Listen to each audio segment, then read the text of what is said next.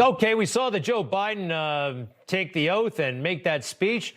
I thought it was pretty lame, and I explained to you the reasons why I thought it was so lame and divisive Wednesday night.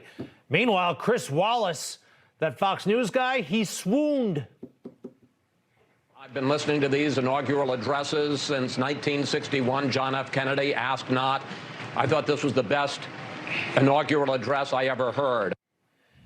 He's either the worst history student ever or just, well, a bit of a suck-up trying to get Biden administration officials onto his show. I don't know really what's going on with him. I know these guys were not impressed. Craig Shirley, Reagan biographer and presidential historian, and Doug Wead, presidential historian and former George H.W. Bush advisor.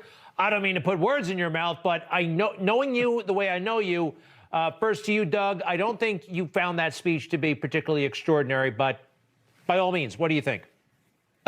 I thought Chris Wallace's reaction was extraordinary. Obviously, he wants to land him for an interview. He wants to be the George Will of this administration, the way Will was with the Reagans. He probably is embarrassed because the last time Biden interviewed him, or he interviewed Biden, Biden didn't know his name at the end of the interview. He said, "Thanks, Chuck." That's right. I remember. You know, you bring up a great point, Doug. You know, and Craig, so many reporters, there's another agenda at work often. This is to butter somebody up. This is to pay back. This is, you know, there are all kinds of things happening that the viewer, that the reader don't know about.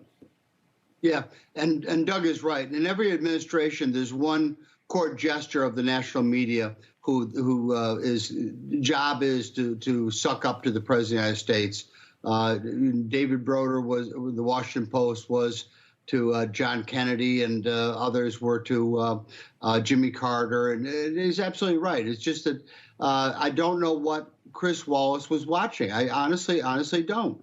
Is that it was thin gruel. There was no money line like "Ask not what your country can do for you," or Reagan in 1981, you know, or anything memorable. What else? It was just a string of tired old cliches strung together, and I don't understand. There was no policy in there, and there was nothing magical, or there was nothing extraordinary in the speech whatsoever. You know what he gets off on? He gets off on, watch me, I'm going to be a liberal inside Fox News, and all the media writers will write about it. But I think that's what's going on. He just likes to stick it to his colleagues and maybe even his bosses. Who knows? My friends are calling me all the time and writing me and saying, "You've disappeared from television. We can't find you. We don't see you anymore." This is the only way we've been figured out how to beat the censors. If you subscribe to this channel, hit the subscribe button and then hit the bell, you'll get notification when I'm on TV. Otherwise, you won't get my Instagrams, my messages on Facebook. It's censorship. So I want to hear from you. I want you to be able to hear from me.